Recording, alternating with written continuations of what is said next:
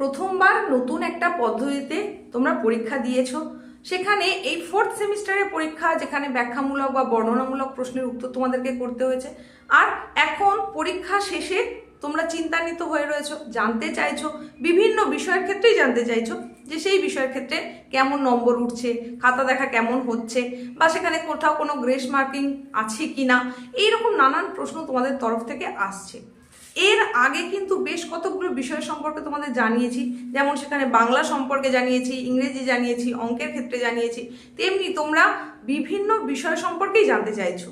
তারই মধ্যে আজ আরও একটা বিষয় নিয়ে চলে এলাম, যেটা সায়েন্স স্ট্রিমের ওপরে। সায়েন্সের মূল যে 4টে রয়েছে বিষয়, তার মধ্যে কি রয়েছে? অঙ্ক রয়েছে, তারই মধ্যে কেমিস্ট্রি, ফিজিক্সও রয়েছে, আর বায়োলজিও রয়েছে। অঙ্ক সম্পর্কে তো তোমাদেরকে এর আগে বলেই দিয়েছি। আজকের উপস্থাপনায় কেমিস্ট্রি সম্পর্কে তোমাদেরকে জানাতে চলে এসেছি।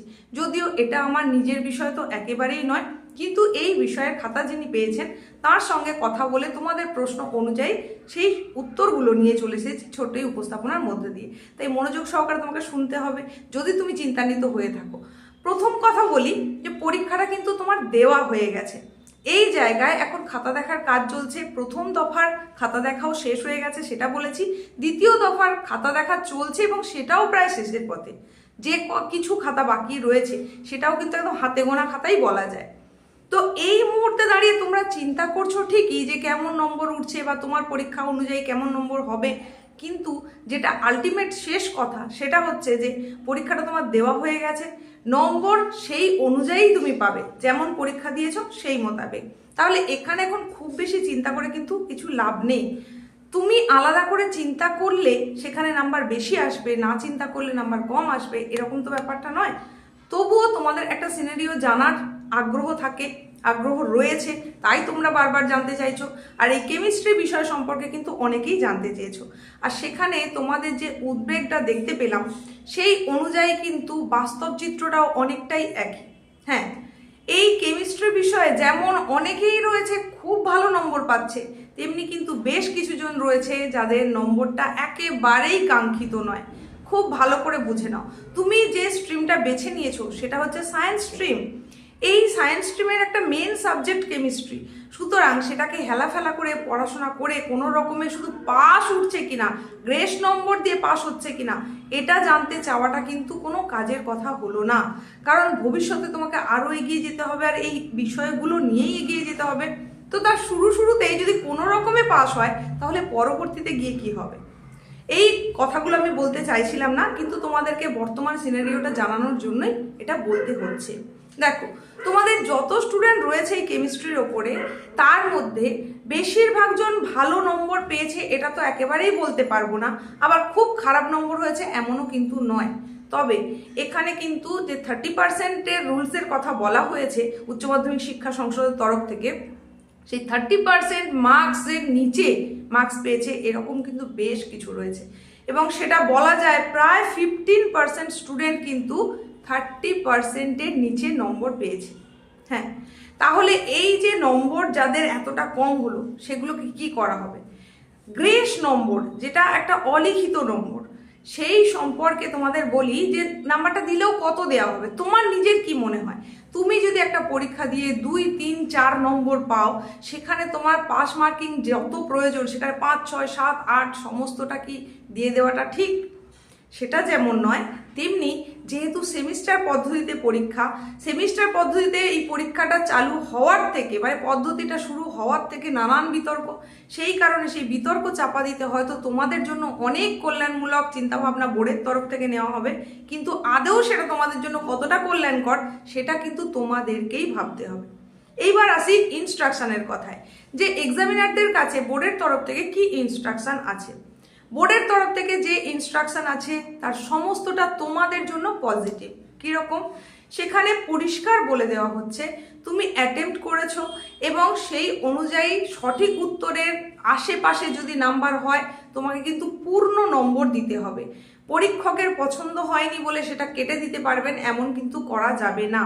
তবে যে উত্তর সেটাই নয়, তার সম্পূর্ণ আলাদা কিছু যদি হয় সেক্ষেত্রে তো তুমি নম্বর পাবে না। এটা যেমন বলা হয়েছে, তেমনি কিন্তু তারই সঙ্গে সঙ্গে বলা হয়েছে যে জায়গাগুলোয় ছবি কথা বলা নেই অথচ ছবি দেওয়া যেত, সেই জায়গায় যদি তুমি ছবি ছবি নাও আঁকো তাহলেও পরীক্ষক কিন্তু নাম্বার কাটতে পারবেন না, যেহেতু সেখানে উল্লেখ করা নেই। সুতরাং শুধু লেখার ভিত্তিতে তোমাকে পূর্ণ নম্বর দিতে পরীক্ষক বাধ্য থাকবেন। এরপরে বলা হয়েছে সেটা হচ্ছে যে যেগুলোতে ছবির কথা বলা হয়েছে অথচ তুমি ছবি আঁকতে পারোনি বা আঁকোনি, যাই হোক না কেন, কিন্তু কিছু হলেও লিখেছো, তাহলে সেখানে বেশি নম্বরের প্রশ্ন হলে যেন অন্তত 1 নম্বর হলেও দেওয়া হয়। মানে একেবারে শুধু ছবি আঁকোনি বলে পুরোটাকে কেটে দেওয়া হবে এমন একেবারেই নয়। এই সমস্ত ইনস্ট্রাকশন যেমন রয়েছে তারই সঙ্গে সঙ্গে এরকম ইনস্ট্রাকশনও আছে যতটা তোমাদের হয়ে মানে একবারে ছাত্র দরদি হয়ে পরীক্ষকরা যাতে খাতা দেখেন সেই মর্মেই কিন্তু জানানো হয়েছে পরীক্ষকদের। সুতরাং তুমি আগে ভেবে নাও তুমি সমস্ত প্রশ্ন অ্যাটেন্ড করেছিলে কিনা, সেখানে দেখার চেষ্টা করেছো কিনা, বা কতদূর পর্যন্ত সেটা সঠিক উত্তর লিখেছো, তাহলে সেই অনুযায়ী কিন্তু তোমার নম্বর হয়েছে এবং তুমি সেই রকম নম্বরই পেতে চলেছো। তাহলে এই জায়গায় আর কি বলার রয়েছে, কিরকম ভালো নম্বর বলতে যেটা আমরা বুঝি সেটা কিরকম আসছে। অনেকেই কিন্তু 90% নাম্বারও পাচ্ছে, তবে সেটা একেবারে মানে সেই পার্সেন্টেজটা একেবারে কম। তুমি ধরে রাখতে পারো 3% থেকে 5% স্টুডেন্ট যারা কেমিস্ট্রির ক্ষেত্রে 90% মার্কস পাচ্ছে। অধিকাংশই যে জায়গাটায় এসে আটকে যাচ্ছে সেটা হচ্ছে 30% to 45% মধ্যে মার্কস পাচ্ছে।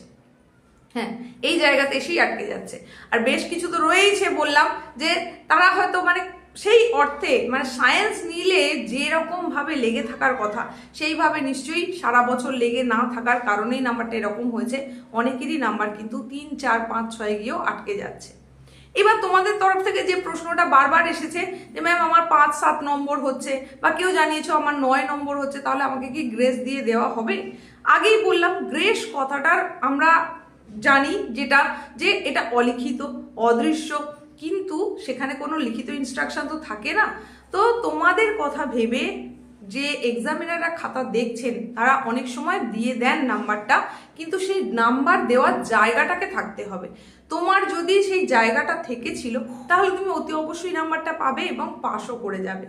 তবে এই পাশের হার কিন্তু মানে পাশের হারের দিক থেকে যদি বিচার বিশ্লেষণ করা যায় তাহলে কেমিস্ট্রিতেও কিন্তু পাশের হার যথেষ্ট ভালো। পাশের হার বাড়ছে, তবে খুব ভালো নম্বর আসছে এরকম কিন্তু নয়, বলা যায় একটা গড়পড়তা নাম্বার আসছে। খুব ভালো মার্কস পাচ্ছে কতটা সেটা তো আগেই বলে দিলাম। আর খুব খারাপ নম্বর আসছে যে সেই সংখ্যাটাও খুব কম যেমন নয় তেমনি আবার অনেক বেশি সেটা না হলেও আশানুরূপ নয়। কারণ সায়েন্সের স্ট্রিমের একটা মেন সাবজেক্ট, সেখানে যদি 10% to 15% যারা কিনা পাস মার্কসটাই তুলতে পারছে না সেটাও কিন্তু কাঙ্ক্ষিত নয়। আর তোমাদের বলি ভবিষ্যতে তোমাদেরকে তো এই বিষয়গুলো নিয়ে এগিয়ে যেতে হবে, সুতরাং বিষয়গুলোর ওপরে আরো জোর দিতে হবে। এইবার হয়তো তুমি পাস করে গেলে সেটা গ্রেস নম্বর পেয়ে হোক বা যে কোনো ভাবে হোক, কিন্তু পরবর্তীতে সেটা নিয়ে এগোতে গেলে তোমাকে আরো ডেডিকেটেড হতে হবে। আর আজকের এই উপস্থাপনায় কেমিস্ট্রি সম্পর্কে তোমাকে জানিয়ে যেমন দিলাম যে কিরকম নাম্বার উঠছে বা কিছু, ঠিক সেই রকম পরবর্তী উপস্থাপনায় কোনটা জানতে চাইছো সেটা সম্পর্কে বেশি বেশি করে কমেন্ট করো, তাহলে তার নিরিখে পরবর্তী উপস্থাপনা সেটা নিয়ে চলে আসবো।